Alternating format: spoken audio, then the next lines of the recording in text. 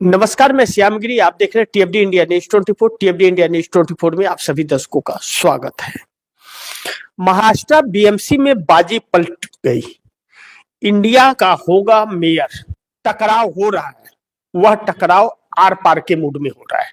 दोनों का मकसद और नियत दोनों साफ अब दिखाई दे रही। इस बीच इंडिया गठबंधन, जो महाविकास अघाड़ी के नाम से महाराष्ट्र में जाना जाता है, महाविकास अघाड़ी का मेयर बनने की संभावनाएं अब प्रबल होती जा रही है। चूंकि फरवरी महीने में अब मेयर बनेगा, बहुत ज्यादा लेट हो रहा है। अभी तक मेयर बन जाना चाहिए था, लेकिन भारतीय जनता पार्टी अपना मेयर बनाना चाहती है और उसके लिए हर संभव प्रयास भी कर रही है। लेकिन इस वक्त महाराष्ट्र के अंदर, महाविकास अघाड़ी के अंदर थोड़ी खुशी की लहर है। लेकिन सामना ने जो छापा खबर, वह सभी को चौंकाने वाला था। सामना ने जो खबर छापा वह इसलिए भी महत्वपूर्ण था कि सामना ने के अखबार में यह छपा महाराष्ट्र में कि मनपा में महापौर, यानी कि बीएमसी के अंदर महापौर पद के लिए सामान्य महिला वर्ग का आरक्षण घोषित होने के बावजूद भाजपा और शिंदे गुट के बीच सहमति नहीं बन सकी है। महायुति की तरफ से सिर्फ इतना कहा जा रहा है कि महापौर महायुति का ही होगा, यानी कि मेयर महायुति का ही होगा। एकनाथ शिंदे की तरफ से भी यही बात कही जा रही है और कही जा रही है भारतीय जनता पार्टी की तरफ से भी। लेकिन अब आप दर्शकों को मैं यह बताना चाहूंगा कि एकनाथ शिंदे खासे परेशान हैं। वह सोच रहे हैं कि किसी भी तरह से महाराष्ट्र बाला साहब ठाकरे के लिए नहीं, उन्हें बाला साहब ठाकरे से कोई मतलब लेना देना एकनाथ शिंदे को नहीं है, लेकिन बाला साहब ठाकरे के नाम पर चूंकि की राजनीति चल रही है, क्योंकि पार्टी उनकी थी, इन्होंने हड़प ली है, तो अब उनके नाम पर राजनीति जो कर रहे हैं, अब उनके नाम पर मेयर इनको नहीं मिल पा रहा है। भारतीय जनता पार्टी इसके लिए बिल्कुल तैयार ही नहीं हो रही है और एकनाथ शिंदे की पार्टी टूट की कगार पर है। जैसा मैंने कहा आप दर्शकों को कि 72 प्लस 24 प्लस 6 प्लस 15 यह बहुत महत्वपूर्ण है। इसमें 72 जो है वह उद्धव ठाकरे और राज ठाकरे के हैं, 24 कांग्रेस के हैं और 6 जो है वह 2 समाजवादी पार्टी अखिलेश यादव के हैं, 1 शरद पवार और 3 अजीत पवार के हैं। ऐसे में 15 पार्षद एकनाथ शिंदे शिवसेना के वह उद्धव ठाकरे के संपर्क में है। जो संजय राउत और उद्धव ठाकरे कह रहे थे, बयान दे रहे थे कि हमारे संपर्क में है, तो अब कहा जा रहा है कि 15 पार्षद है संपर्क में, जो पूरी तरह से आना चाह रहे हैं, घर वापसी करना चाह रहे हैं। इसलिए करना चाह रहे हैं क्योंकि एकनाथ शिंदे भाजपा का मेयर बनाने के लिए सपोर्ट न करें, वह शिवसेना का मेयर बनाने में असफल हो रहे हैं, इसके लिए वह घर वापसी करेंगे, ऐसा कहा जा रहा है। अभी कर देंगे, मैं इस पर अभी कंफर्म आप दर्शकों को नहीं बता सकता, लेकिन यह संजय राउत और उद्धव ठाकरे के बयानों के अनुसार कि उनके संपर्क में है। दूसरी चीज जो बड़ी महत्वपूर्ण और समझने वाली चीज है, एकनाथ शिंदे ने खुद बयान दिया था, माफ कीजिएगा, एकनाथ शिंदे के पार्षदों ने यह कहा था एकनाथ शिंदे को होटल में कि आप शिवसेना का अगर मेयर नहीं बनाएंगे और भाजपा को सपोर्ट कर देंगे तो हम उद्धव ठाकरे की तरफ चले जाएंगे। यह बात अखबारों में भी छपी थी कि नाराज थे हुआ, तभी एकनाथ शिंदे को सर्टिफिकेट और आधार कार्ड उन पार्षदों का लेना पड़ा। उसके बाद होटल से वह भाग खड़े हुए सभी पार्षद निकल करके चले गए कैद से एकनाथ शिंदे के। अब ऐसे में अभी तक भारतीय जनता पार्टी का और एकनाथ शिंदे के अंदर कुछ भी समझौता नहीं हो पाया। कई चक्कर एकनाथ शिंदे दिल्ली आए, अमित शाह से भी मुलाकात हुई, बात हुई, उनके नेता भी आए, भाजपा के भी लोग आए, लेकिन कोई भी सॉल्यूशन नहीं निकला। यहां तक कि भारतीय जनता पार्टी ने साफ कर दिया है कि हम शिवसेना का मेयर नहीं बनाएंगे। सब ध्यान से आप सुनिए, भारतीय जनता पार्टी ने साफ कर दिया है कि हम शिवसेना का मेयर नहीं बनाएंगे, यानी कि एकनाथ शिंदे का मेयर नहीं होगा बीएमसी के अंदर। बल्कि अगर जरूरत पड़ी तो भारतीय जनता पार्टी के प्रवक्ता ने यह कह दिया है कि हम विपक्ष में बैठेंगे, लेकिन एकनाथ शिंदे को मेयर नहीं बनाएंगे। अब यह वजह क्या हो सकता है? आप दर्शकों को मैं बताऊं कि पिछले दिनों मैंने आप दर्शकों को एक खबर बताई थी जो बड़ी चौंकाने वाली थी। वह खबर थी कल्याण डोंबिवली का। फिर से एक बार आप दर्शक इसे समझ लीजिए।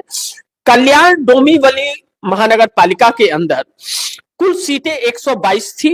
122 सीटों में बहुमत के लिए 62 सीटों की जरूरत थी। वैसे में भारतीय जनता पार्टी को 50 सीटें मिली हुई थी और शिवसेना एकनाथ शिंदे को 53 सीटें मिली थी।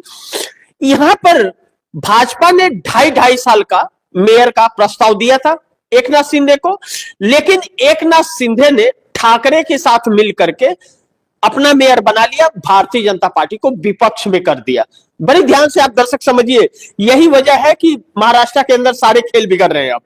अब समझ आए यह बात। फिर से एक बार ध्यान से सुनिए, डोंबिवली कल्याण के अंदर महानगर पालिका में सदन में कुल 122 सीट है। 122 में बहुमत का आंकड़ा 62 का है। भाजपा और शिवसेना एकनाथ शिंदे को मिलाकर के 103 सीटें थी, जीती हुई थी, जबकि भाजपा 50 और शिवसेना एकनाथ शिंदे 53, यानी कि 103 सीट। ऐसे में महायुति का मेयर बन सकता था, लेकिन उद्धव ठाकरे का 11, एमएनएस का 5, इसे लेकर और एकनाथ शिंदे ने शिवसेना का मेयर बना दिया और भारतीय जनता पार्टी को छोड़ दिया। तो अब भारतीय जनता पार्टी को छोड़ दिया तो भारतीय जनता पार्टी अब इससे नाराज हो गई है और भारतीय जनता पार्टी बिल्कुल भी शिवसेना का बनाने को तैयार नहीं है। दूसरा, मीडिया जो चला रहा है, मीडिया में जो चीजें चल रही है माहौल बनाने के लिए, मीडिया में चल रही है कि भारतीय जनता पार्टी के 5 महिला जो है वह रेस में है मेयर के। पहला अलका केरकर है। अलका केरकर वार्ड नंबर 98 से पार्षद है। रितु तावड़े जो वार्ड नंबर 132 से पार्षद है। राश्री सिरवाडकर वार्ड नंबर 172 से पार्षद है। हर्षिता नार्वेकर वार्ड नंबर 225 से पार्षद है। आशा मराठे वार्ड नंबर 152 से। यह 5 महिलाएं जो है यह चल रही है रेस में, यह कहा गया। लेकिन अब कुछ देर पहले भारतीय जनता पार्टी ने यह क्लियर कर दिया है कि हम शिवसेना का मेयर नहीं बनाएंगे, शिवसेना का मेयर नहीं बनाएंगे। उसके बाद जो शिवसेना एकनाथ शिंदे के तरफ से, उनकी पार्टी की तरफ से बयान आया कि बीएमसी में मेयर पद के लिए सामान्य महिला वर्ग का आरक्षण घोषित होने के बावजूद भाजपा और शिंदे गुट के बीच सहमति नहीं बन सकी है। महायुति की तरफ से सिर्फ इतना कहा जा रहा है कि महापौर मेयर महायुति का ही होगा। अब एकनाथ शिंदे की तरफ से यह कहा जा रहा है कि महायुति का मेयर होगा, महायुति का ही होगा। लेकिन भारतीय जनता पार्टी ने यह साफ कर दिया है कि हम एकनाथ शिंदे गुट के प्रत्याशी को मेयर नहीं बनाएंगे, बल्कि जरूरत पड़ी तो हम विपक्ष में बैठने के लिए तैयार हैं। अगर भारतीय जनता पार्टी विपक्ष में बैठने को तैयार है और एकनाथ शिंदे को नहीं बनाएगी, इसका मतलब कि इंडिया गठबंधन का मेयर बनेगा। और जब भाजपा ने यह साफ दिया है कि हम शिवसेना का मेयर नहीं बनाएंगे, तो जो पार्षद उद्धव ठाकरे के संपर्क में थे एकनाथ शिंदे के, वह उद्धव ठाकरे गुट में यानी कि महाविकास अघाड़ी यानी कि इंडिया गठबंधन के संपर्क में है, वह उद्धव ठाकरे से मिल जाएंगे और मेयर बन जाएगा। यह है कि सामान्य महिला बनेगी। महिला तो महिला उद्धव ठाकरे के पास भी है, तो इसमें तो कोई दिक्कत है नहीं। तो ऐसे में इंडिया गठबंधन का मेयर बनता हुआ नजर आ रहा है। अब हम 5 मुद्दों पर बड़ी प्राथमिकता से चर्चा करेंगे, लेकिन इसके पहले इस पर चर्चा कर ले कि इंडिया का गठबंधन का अगर मेयर होगा महाराष्ट्र बीएमसी के अंदर, तो बीजेपी विपक्ष में बैठेगी, तो यह तो शिंदे को बहुत बड़ा झटका है। एक नाथ शिंदे जो अपनी दावेदारी ठोक रहे थे अभी तक, तो उनकी दावेदारी तो गायब हो गई। तब तो फिर जब भाजपा ने साफ कह दिया कि हम शिंदे का बनाएंगे, तब तो कोई तकरार ही अब नहीं रह गया। अब मुख्य मुद्दा यह है कि भारतीय जनता पार्टी एक नाथ शिंदे को, पार्टी को भाजपा में विलय करने के लिए अब हर सामदंड भेदभाव अपनाएगी। यह क्लियर हो गया कि आने वाले वक्त में एक नाथ शिंदे की पार्टी पूरी तरह से खत्म हो जाएगी। अब एक नाथ शिंदे के पास एक ही रास्ता, ओनली सिंगल रास्ता बचता है कि वह घर वापसी कर जाए, अन्यथा उनके पार्टी का वजूद नहीं बचेगा। अब भाजपा उन्हें नहीं छोड़ेगी। अगर भाजपा को विपक्ष में बैठना पड़ गया एक नाथ शिंदे की वजह से, तो भाजपा उनको निपटा देगी, यह तय है, इससे इंकार नहीं कर सकते। अब हम 5 मुद्दे पर चर्चा करते हैं जो बड़ी महत्वपूर्ण आज के वक्त में है। पहला, बीजेपी विपक्ष में बैठेगी मगर शिंदे को नहीं देगी पावर बीएमसी में। पहले इसको हम लोग बड़ी ध्यान से समझ लेते हैं कि आखिर जो भारतीय जनता पार्टी अपना मेयर बनाना चाह रही है, तो एक नाथ शिंदे को भी तोड़ के बना सकती है। एक नाथ शिंदे नहीं आ रहे हैं तो महत्वपूर्ण यह है कि एक नाथ शिंदे के लोग टूट नहीं रहे हैं और वह भाजपा का मेयर भी चाहते हैं। भाजपा का मेयर नहीं चाहते हैं, वह किसी भी कीमत पर नहीं चाहते हैं। और एक नाथ शिंदे को अल्टीमेटम दे दिए है कि आपने अगर भाजपा के मेयर को सपोर्ट किया तो हम आपको छोड़ के पूरे चले जाएंगे उद्धव ठाकरे के पास। अब भारतीय जनता पार्टी को यह बात तो पता है कि सभी शिव सैनिकों को तोड़ पाना आसान नहीं होगा और इंडिया गठबंधन को यानी कि महाविकास आघाड़ी को मात्र 8 ही पार्षदों की जरूरत है, क्योंकि अब 114 का ही चाहिए। 227 सीटों का बीएमसी है और 114 बहुमत का आंकड़ा है। ऐसे में बड़ी आसानी से 8 उद्धव ठाकरे उठा ले जाएंगे, लेकिन तकरीबन 15 आधा पार्षद तो संपर्क में है और पूरे ने इरादा भी बना रखा है। ऐसे में भारतीय जनता पार्टी के लिए मुश्किल तो हो रही है कि टूट नहीं रहे, बड़ी कोशिश कर ली गई। अब 31 जनवरी तक कोई भी इस पर बात नहीं हो पाएगी। अब फरवरी में ही मेयर मिलेगा।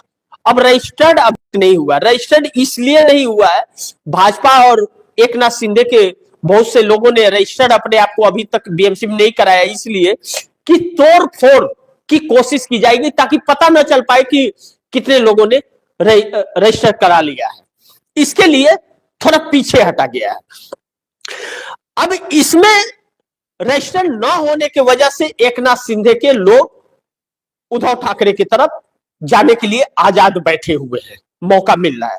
लेकिन मौका वोटिंग के वक्त भी मिल जाता, वोटिंग के वक्त भी वह वोट कर सकते थे और कर सकते हैं। लेकिन अब एक अलग रास्ता तय हो रहा है।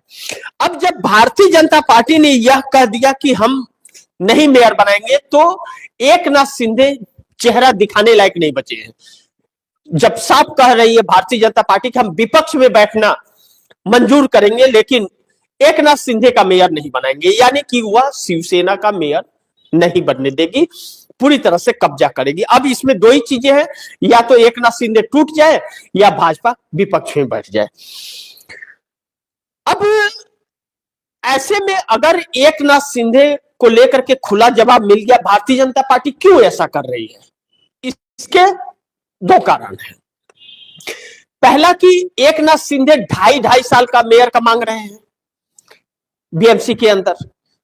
अब भारतीय जनता पार्टी 2.5 साल पहले एक नाथ शिंदे मांग रहे हैं, एक नाथ शिंदे को दे दिया, तो एक नाथ शिंदे अपने आदमी को मेयर की कुर्सी से हटाने के लिए 2.5 साल बाद कहेंगे कि आप सीएम का 2.5 साल पहले दे दो, और सीएम की दावेदारी अमित शाह के पहले अभी चंद दिनों पहले उन्होंने ठोकी थी कि सीएम भी 2.5 साल का हमको चाहिए और मेयर भी 2.5 साल का चाहिए। अब भारतीय जनता पार्टी इनको समझ गई। अब भारतीय जनता पार्टी अजीत पवार को अपने नजदीक महाराष्ट्र में ले आने की कोशिश करेगी और बीएमसी में विपक्ष में बैठेगी, यानी कि महाराष्ट्र की सत्ता बरकरार रहे। इसके लिए अब एकनाथ शिंदे को छोड़ना है तो अजीत पवार की जरूरत पड़ेगी। अब जब अजीत पवार को रखेगी साथ में तो एकनाथ शिंदे को सरकार से भी हटा देंगे, और सरकार से हटा देगी तो न बीएमसी मिलेगा और न सरकार में हिस्सेदारी रहेगी। तो ऐसे में एकनाथ शिंदे को पार्टी चलाना बड़ी मुश्किल हो जाएगा। तो कुछ दिन, 6 महीना, साल भर में जो पार्टी के लोग रहेंगे वह टूटने शुरू हो जाएंगे। फिर जब टूटेंगे तो कुछ उद्धव ठाकरे के तरफ घर वापसी करेंगे और कुछ भाजपा की तरफ जाएंगे। तो भाजपा को एकनाथ शिंदे के विधायकों की जरूरत नहीं है और विपक्ष में बैठना है तो पार्षदों की जरूरत नहीं है। भाजपा को एकनाथ शिंदे के 7 सांसदों की जरूरत है, वह सांसद चाहिए। तो 7 सांसदों में एक श्रीकांत शिंदे जो एकनाथ शिंदे के बेटे हैं, वह तो टूट के कहीं नहीं जाएंगे। लेकिन बाकी 6 जो है उनके ऊपर तो ईडी, सीबीआई, इनकम टैक्स का शिकंजा कस करके भारतीय जनता पार्टी अपने तरफ खींच सकती है।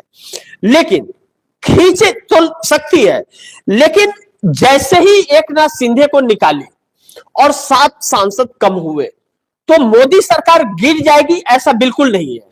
7 सांसद अलग होने से नहीं गिरेगी, क्योंकि 293 पार्लियामेंट में सांसद हैं एनडीए गठबंधन के। तो 293 हैं और 7 अगर चले जाते हैं तो भी 286 बचते हैं। 286 बचेंगे तो 72 का आंकड़ा 272 का है, 72 का है, और रहेंगे कितना, 86, यानी कि 14 सांसद ज्यादा है। लेकिन इसी के बीच अगर चंद्रबाबू नायडू ने जैसा डेडलाइन दिया है उसके हिसाब चंद्रबाबू नायडू ने अगर मार दिया, तुक्का मार दिया, 18 सांसद उनके हैं और 14 ज्यादा रहते हैं बहुमत से, और 18 निकल जाए तो बहुमत का आंकड़े में 4 सांसद कम हो जाएंगे। ऐसे में भारतीय जनता पार्टी की सरकार दिल्ली में गिर जाएगी। इस बात का डर भारतीय जनता पार्टी को है। इसके लिए भारतीय जनता पार्टी साम दंड भेदभाव से एकनाथ शिंदे को डरा धमका करके भी काम निकालने की कोशिश कर रही है। लेकिन सांसदों को तोड़ने के प्रयास में अब भाजपा है, बल्कि मेयर बनाने के प्रयास में ज्यादा नहीं है। क्योंकि एकनाथ शिंदे को अगर खत्म करना है उनकी पार्टी को, तो यही रास्ता एक बचता है कि भारतीय जनता पार्टी उन्हें सत्ता से दूर कर दे। जब सत्ता से दूर करेगी तो उनके पास पैसे का स्रोत खत्म हो जाएगा, स्रोत नहीं होगा, और उनकी पार्टी को बीएमसी चुनाव के अंदर जनता ने अस्वीकार कर दिया है। असली शिवसेना किसे, उद्धव ठाकरे को मान लिया, तभी तो 67 सीटें आई और इनको 29 आई। तो ऐसे में कमजोर हो जाएंगे, और जब कमजोर हो जाएंगे और पैसे का स्रोत बंद हो जाएगा तो एकनाथ शिंदे को छोड़ करके जाने लगेंगे लोग। यह तो रहा महाराष्ट्र बीएमसी और महाराष्ट्र विधानसभा का। लेकिन 7 सांसद वह बड़ी महत्वपूर्ण होंगे, लेकिन उससे सरकार गिरेगी नहीं, लेकिन गिरने की संभावना फिर बड़ी तेजी से बढ़ने लगेगी। तो ऐसे में एकनाथ शिंदे को जब निकालेगी भारतीय जनता पार्टी, और बिना तोड़े हुए निकालेगी, और एकनाथ शिंदे ने अगर घर वापसी कर लिया तो फिर एकनाथ शिंदे का फिर वर्चस्व खत्म हो जाएगा शिवसेना के अंदर। क्योंकि उद्धव ठाकरे इस वक्त बुला रहे हैं, संकेतों पे संकेत दे रहे हैं, बयानबाजी आ रही है उद्धव ठाकरे की पार्टी की तरफ से। संजय राउत और उद्धव ठाकरे बार बार बयान दे रहे हैं कि शिवसेना का मेयर होगा। अब ऐसे में एकनाथ शिंदे अब आ गए तब तो ठीक है, एक उनको वर्चस्व मिलेगा। लेकिन अगर भाजपा के निकालने के बाद आए तब उनका कोई अस्तित्व पार्टी में रहेगा नहीं, जनाधार नहीं रहेगा, उनको फिर वही गद्दार का लेबल उनके ऊपर टिका रहेगा। यह चीज है। ऐसे में उनके लोग टूटने की संभावना बहुत ज्यादा है। अब उनके सांसदों को भाजपा ले जाती है या उद्धव ले जाते हैं, यह देखना बड़ी महत्वपूर्ण होगा। लेकिन लगता नहीं कि उनके लोग भाजपा में जाएंगे। अगर भाजपा में जाना होता तो अभी तक चले गए होते, क्योंकि बार बार भाजपा विलय करने के लिए बोल रही है और डोरे बहुत डाली है, लेकिन वह भाजपा के नाम पे नहीं, शिवसेना के नाम पर जीत करके आते हैं। अब ऐसे में यह देखना होगा क्या होता है। इस पर थोड़ी चर्चा बाद में करेंगे, लेकिन दूसरे पॉइंट्स पे हम लोग चर्चा करें जो बड़ी महत्वपूर्ण है। उसके बाद एनडीए पे आएंगे। चुनाव आयोग ने हद पार कर दिया है। आज मतदाता दिवस मनाया गया। प्रधानमंत्री नरेंद्र मोदी ने भी मन की बात में कहा कि मतदाता दिवस मनाइए। मतलब कहते हैं ना कि बेशर्मी की भी हद होती है कोई, लेकिन यह नेता तो सारी हदें पार कर दे रहे हैं। जब नेता सारी हदें पार कर रहे हैं, ब्यूरोक्रेसी संवैधानिक संस्थाएं हदों को पार कर दे रही है, एक तरफ करोड़ों लोगों के नाम काट रहा है चुनाव आयोग और दूसरी तरफ कह रहा है कि मतदाता दिवस मनाइए। मतलब इतना भी शर्म नहीं है कि जिन करोड़ों लोगों के नाम काट रहे हैं वह मतदाता सूची में शामिल थे और उनको हम मतदाता सूची से दूर कर दिए हैं। उसके बाद कह रहे हैं कि मतदाता दिवस मनाइए। बल्कि इस देश की पूरी जनता को वोटिंग से बाइकआउट कर देना चाहिए। जो यह लोग कर रहे हैं उसके लिए तो इन लोगों की सजा यह होनी चाहिए। पूरी जनता को बाइकआउट कर देनी चाहिए। लेकिन यह लोग हर वह प्रतिकाष्ठा को पार कर रहे हैं, बेशर्मी को पार कर रहे हैं लोग। किसी ने सपने में नहीं सोचा था कि ऐसा भी होगा। जो देश के हर एक मतदाता को जोड़ने का काम है, जिसका हर एक 18 साल के आयु वाले युवा को और उससे ऊपर के लोगों को मतदाता सूची में ऐड करना चाहिए। संख्या बढ़नी चाहिए। घटने से चिंतित होना चाहिए चुनाव आयोग की उसका मिशन और प्रयास जो है वह फेल हो रहा है, तो वह उसके अंदर नहीं है, बल्कि हम कैसे कम कर दें इसकी चिंता वह कर रहा है और इस पर काम कर रहा है कि कितने ज्यादा से ज्यादा लोगों का नाम काट दे। मतलब विपक्ष को वोट देने वाले इन संस्थानों के भी दुश्मन हो गए और सरकार के तो दुश्मन विपक्ष है ही। अगर इस हद तक गिर रहा है चुनाव आयोग तो वह एक चिंता का विषय है इस देश के लिए। लेकिन बहरहाल इतने बीएलओ भी क्या नाम है कि जो हालात रहे इस्तीफा दिए और धरना प्रदर्शन किए, वीडियोस वायरल हुए अलग अलग तरीके से, लेकिन चुनाव आयोग को थोड़ी भी शर्मिंदगी महसूस हो ऐसा बिल्कुल नहीं। कहते हैं कि अभी इज्जत ही नहीं है तो वह शर्मिंदा क्यों हो, और वह चीजें नजर भी आती है। लेकिन हम फिर मुख्य मुद्दों पर आते हैं कि एनडीए गठबंधन, यह जनता लेकिन हिसाब करेगी जरूर, आज नहीं तो कल। जिन करोड़ों लोगों के नाम कट रहे हैं उनके आक्रोश जब फूटेंगे ना तो इन्हें बड़ी दिक्कत होगी, इन नेताओं को भी और उन अधिकारियों को भी आने वाले वक्त में, क्योंकि अच्छे अच्छे तानाशाह चले गए। ऐसे में एनडीए गठबंधन एक अब खत्म माना जा रहा है और खत्म होने और टूटने की कगार पर आ गया है। यह अब कहा जा रहा है कि अब वक्त आ गया है एनडीए गठबंधन खत्म होने का और टूटने का। इसे हमें थोड़ा समझना पड़ेगा क्योंकि यह बड़ी महत्वपूर्ण है कि एनडीए गठबंधन के अंदर चाहे उधर नीतीश कुमार हो, चाहे चंद्रबाबू नायडू हो, और चाहे जयंत चौधरी हो, और चाहे एकनाथ शिंदे हो, चारों तरफ परिस्थितियां एक ही हैं। एक बिहार से आ रहा है नीतीश कुमार, जयंत चौधरी यूपी से आ रहे हैं, चंद्रबाबू नायडू आंध्रा से, एकनाथ शिंदे आ रहे हैं महाराष्ट्र से। हालांकि चारों की चार दिक्कतें हैं। जयंत चौधरी का है कि अब भाजपा के साथ उनको वोट नहीं मिलेगा और सब नाराज हैं और छोटी पार्टी है पश्चिमी उत्तर प्रदेश के। नीतीश कुमार इसलिए परेशान है कि भाजपा उन्हें बार बार तोड़ने का प्रयास और उनको कुर्सी से हटाने का प्रयास करती है और वह कुर्सी छोड़ेंगे नहीं 30 तक। चंद्रबाबू नायडू नरेंद्र मोदी की गलत नीतियों और वादा खिलाफी से परेशान है, इसलिए साथ छोड़ना चाहते हैं। और एकनाथ शिंदे असमंजस में है, यानी कि सबसे बुरी तरह से फंसे हुए एकनाथ शिंदे। अब हमें दो बातों पर चर्चा करनी है एनडीए गठबंधन के अंदर। नीतीश क्या करेंगे नहीं करेंगे यह वक्त बताएगा, लेकिन बहुत जल्द उनका भी फैसला आने वाला है। चंद्रबाबू नायडू 1 फरवरी का अल्टीमेटम दिए हैं, वह भी वक्त नजदीक आ गया है, यह पता चलेगा। जयंत चौधरी वह विधानसभा चुनाव उत्तर प्रदेश का होगा, उस वक्त तक फैसला ले सकते हैं, लेकिन एकनाथ शिंदे को फैसले का वक्त है। महाराष्ट्र में दो तरह से आपको बातें समझनी पड़ेगी कि भारतीय जनता पार्टी को एकनाथ शिंदे अब बोझ बन गए हैं और एकनाथ शिंदे के सांसदों को तोड़ने की टारगेटेड है कि उनके सांसदों की जरूरत है, उनकी जरूरत नहीं है, और नहीं आए तो भी चले जाए, कोई दिक्कत नहीं है, हम नायडू को मना लेंगे या नीतीश को मना लेंगे।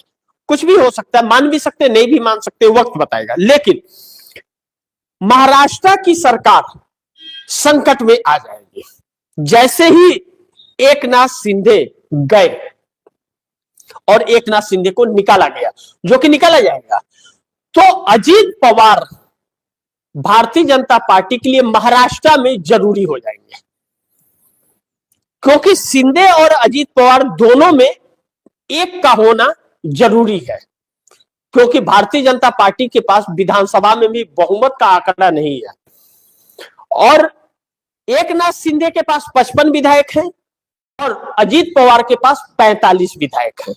तो इन दोनों में किसी एक का साथ रहना जरूरी है, कोई भी एक रहेगा तो 5 साल सरकार निकल जाएगी। अब ऐसे में एकनाथ शिंदे को निकाल देने के बाद बचते हैं अजीत पवार, तो अजीत पवार को भाजपा रखेगी, लेकिन अजीत पवार ने तो कहा है कि वह घर वापसी करेंगे, एनडीए का साथ नहीं रहेंगे। अब यहीं पे बात फंसता है। अब इसमें शरद पवार की भूमिका आएगी कि शरद पवार को पश्चाताप करने का और अपनी भूल को सुधारने का महाराष्ट्र में फिर एक बार मौका मिला है, इसके बाद मौके नहीं मिलेंगे। अब या तो शरद पवार अजीत पवार और एकनाथ शिंदे को समझा बुझा करके घर वापसी कर ले। अजीत पवार तो तैयार है, लेकिन ऐसे सिचुएशन में अजीत पवार रुके वहां, तो अजीत पवार और एकनाथ शिंदे को समझा बुझा करके घर वापसी कर ले, भतीजे को चाचा एक्सेप्ट कर ले और शिंदे को उद्धव ठाकरे एक्सेप्ट कर ले, तो फिर एनसीपी और शिवसेना दोनों एक हो जाएगी और फिर मजबूत हो जाएगी, फिर पहले वाले हालात आ जाएंगे। ऐसे में महाविकास अघाड़ी का सीएम भी हो सकता है और महाविकास अघाड़ी का मेयर भी हो सकता है, दोनों हो जाएगा। भारतीय जनता पार्टी बीएमसी से और महाराष्ट्र सरकार से, दोनों से गायब हो जाएगी। ऐसे में 8 सांसद कम हो जाएंगे नरेंद्र मोदी के, 1 अजीत पवार के और 7 एकनाथ शिंदे के, 8 सांसद कम हो जाएंगे। 8 सांसद कम अगर होते हैं तो 293 में 8 अगर निकले तो यह आ जाएंगे 85 पर, 85 पर आ जाएंगे। तो 85 पर आ जाएंगे तो 72 का आंकड़ा है, तो 8 और 5 13 सांसद इनके पास ज्यादा रहेंगे बहुमत के आंकड़े से। ऐसे में किसी ने भी एक ने, नीतीश नायडू किसी ने भी एक ने झटका दे दिया, तब उनकी बार्गेनिंग पावर बढ़ जाएगी, चंद्रबाबू नायडू की बार्गेनिंग पावर बढ़ जाएगी। तब उन्हें या तो जो वादा किया है मोदी ने पूरा करना पड़ेगा, या तो चंद्रबाबू नायडू के रास्ते आसान हो जाएंगे, पीएम बनने का सपना पूरा हो सकता है जो विपक्ष ने उनको ऑफर दिया हुआ है। कांग्रेस इस वक्त इंडिया गठबंधन से अलग है, लेकिन सपोर्ट इंडिया गठबंधन को कर रही है। जब सरकार बनाने की बात आएगी तो कांग्रेस ने साफ कहा है कि हमारे 100 सांसद आपके साथ खड़े हैं। सरकार बदलने के लिए कांग्रेस फुल सपोर्ट करेगी और बिना शर्त समर्थन देगी बाहर से सरकार को, और सरकार में शामिल नहीं होगी। ऐसे में 5 साल सरकार चलाने की कोशिश की जाएगी 29 तक, लेकिन 29 के पहले चुनाव आयोग के प्रणाली को और इस ब्यूरोक्रेसी को बदलना पड़ेगा। अगर नहीं बदला तो यह अपनी आदतों से बाज नहीं आएंगे। जो ऊपर से नीचे तक भ्रष्टाचार हो चुका है और चुनाव प्रणाली को पूरी तरह से उल्टा कर दिया गया है, उसे पलटना पड़ेगा और फिर लोकतांत्रिक तौर पर चुनाव कराने पड़ेंगे। और जैसे ईवीएम मशीन हटके बैलेट पेपर आता है तो भारतीय जनता पार्टी का पूरा सुपड़ा साफ हो जाएगा, क्योंकि उसके बगैर भारतीय जनता पार्टी कुछ नहीं है। और जितने फर्जी वोटर्स हैं सबको सॉफ्टवेयर के जरिए चेक करके, जो सॉफ्टवेयर चुनाव आयोग के पास है ऑलरेडी, उसके जरिए चेक करके सभी को हटाना पड़ेगा। और जिन्होंने वोटर जो है, जिनके नाम काटे गए हैं, जो वोटर्स हैं, उनके नाम चढ़ाने पड़ेंगे, तब एक लोकतांत्रिक चुनाव इस देश में कराया जा सकता है। लेकिन ज्ञानेश कुमार जैसा भ्रष्ट अधिकारी अगर जब तक चुनाव आयोग पर रहेगा तब तक यह सब कुछ मुमकिन नहीं है। और यह सब बदलने के लिए केंद्र के अंदर नई सरकार का होना बहुत जरूरी है। और जैसे मोदी की कुर्सी गई, एक एक राज्य से भारतीय जनता पार्टी की जो एक असंवैधानिक सरकारें चल रही हैं, सब धाराशाह हो जाएंगे। और आने वाला वक्त फिर आप कह सकते हैं कि इस देश में लोकतंत्र जिंदा है और संवैधानिक तौर पर सब कुछ हो रहा है। इससे दो तीन चीजें होंगी जो बड़ी महत्वपूर्ण है कि इससे भारतीय जनता पार्टी की जो दादागिरी चल रही है ना, कि जो पाखंड चल रहा है, वह पाखंड खत्म हो जाएगा। यही पाखंडी लोग बिल में ढुक जाएंगे। लेकिन एक और जो बहुत नरेंद्र मोदी के लिए बड़ी मुश्किलें आने वाली है, आ गई है समझ लीजिए, वह अडानी पर शिकंजा कस गया और बहुत बुरी तरह अडानी पर शिकंजा कसा हुआ है। अब अडानी को लेकर के अरेस्ट वारंट जारी हो चुका है अमेरिका से और अडानी को मेल के जरिए सम्मन दिया जा रहा है। अब जैसे मेल के जरिए सम्मन की बात आ गई है तो अडानी के शेयर धड़ाधड़ गिरने शुरू हो गए। अब शुक्रवार को जो शेयर मार्केट का क्लोज होने के वक्त तक 1,40,000 करोड़ का नुकसान हुआ था। अब ऐसे में जब कल सुबह शेयर मार्केट खुलेगा तो सिचुएशन क्या रहती है, क्योंकि जिस तेजी से गिरा था उनकी सारे शेयर, सारी कंपनियों के शेयर गिरे हैं। और अगर कल भी जारी रहा तो फिर गौतम अडानी को कंगाल बनने से कोई रोक नहीं पाएगा, क्योंकि 13 लाख करोड़ रुपए की संपत्ति में 1,40,000 करोड़ रुपया एक दिन में ध्वस्त हो गया, संपत्ति घट गई उनकी। और यही प्रक्रिया अगर चालू रही तो मुश्किल हो जाएगा। और ईरान से अमेरिका जो युद्ध करने की तैयारी कर रहा है और ईरान के नजदीक तक चारों तरफ उसकी सेना पहुंच चुकी है, उसके फाइटर विमान पहुंच चुके हैं, यह और भारत के लिए मुश्किल करेगा। और शेयर मार्केट में और भी बुरा हाल आने वाला है, क्योंकि रुपया लगातार कमजोर हो रहा है और 92 के आसपास फिर चला गया। अब ऐसे में 91 था तो दिक्कत हो रही थी, अब 92 हो गया तो कितना होगा। और ऐसे में सरकार बजट भी पेश करने वाली है 1 फरवरी के बाद। तो सरकार के लिए आने वाला वक्त बड़ी चुनौतीपूर्ण होने वाला है और अडानी बहुत बड़ी मुश्किल मोदी सरकार के लिए बनने वाले हैं, जिसकी कीमत इन्हें पार्लियामेंट सेशन के वक्त भी चुकानी पड़ेगी। अब ऐसे में राहुल गांधी हो गए सक्रिय।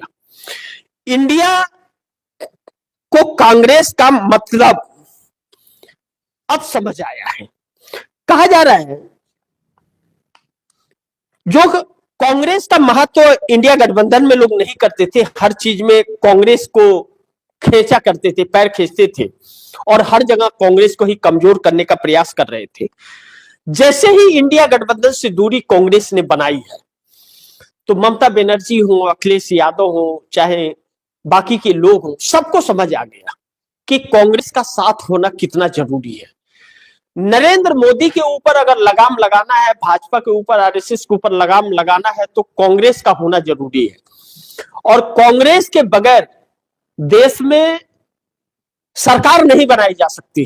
भारतीय जनता पार्टी के खिलाफ भाजपा को हटाने की सोच भी नहीं सकते, आप सपना भी नहीं देख सकते, क्योंकि 300 से 350 लोकसभा सीटों पर कांग्रेस और भाजपा सीधे टक्कर में है। अब जब यह सारी चीजें हैं तो उसके बाद भी विपक्ष नहीं समझ रहा था, और जब कांग्रेस दूरी बना ली है और अकेले सामना करने लगी है, हर जगह अकेले उतर रही है, तो कांग्रेस मजबूत होगी, उससे लोगों का भरोसा और जगेगा। कम से कम यह तो आरोप नहीं लगा पाएंगे कि ममता बनर्जी ने साथ नहीं दिया, उसने नहीं दिया। लेकिन एक बात सत्य है कि आज अगर नरेंद्र मोदी सत्ता में बैठे हुए हैं तो नरेंद्र मोदी इसलिए बैठे हुए हैं क्योंकि ममता बनर्जी और शरद पवार पर्दे के पीछे से सपोर्ट कर रहे थे, और आज सबसे पहले इन्हीं लोगों को खत्म कर दिया है। और ममता बनर्जी जूझ रही कि अगला सत्ता आएगा कि नहीं, और नहीं आया सत्ता तो ममता बनर्जी के पार्टी का वजूद खत्म हो जाएगा, नामो निशान, क्योंकि बंगाल के बाद वह कहीं नहीं है। एक बार हारी तो फिर सत्ता नहीं आएगा, और एक बार भाजपा कब्जे में ले ली तो फिर पश्चिम बंगाल का सत्यानाश हो जाएगा, इससे भी इंकार नहीं कर सकते। तो यह अहम मुद्दे आज हैं और जो चर्चा हम लोगों ने किया, लेकिन आप दर्शकों को सोचना और समझना बहुत जरूरी है, और आप दर्शक विचार कीजिएगा। इस पर न समझ आया हो तो लाइव समाप्त होने के बाद अब एक बार रिमाइंड करके जरूर कार्यक्रम को देख लीजिए, ताकि आपको समझ आ जाएगा। पूरे समीकरण को मैंने आपके सामने विस्तार पूर्वक रखने की कोशिश की। अब आप दर्शकों की क्या राय है और क्या सुझाव है, कमेंट बॉक्स में लिखिएगा। इस खबर को ज्यादा से ज्यादा शेयर कीजिएगा, अपने दोस्तों को भी कहिएगा आगे शेयर करें। आपने अगर टीएफडी इंडिया न्यूज 24 को सब्सक्राइब नहीं किया है तो सब्सक्राइब कर लीजिएगा, अपने दोस्तों को भी कहिएगा टीएफडी इंडिया न्यूज 24 को सब्सक्राइब करें। मिलते हैं अगली खबर के साथ, तब तक के लिए नमस्कार।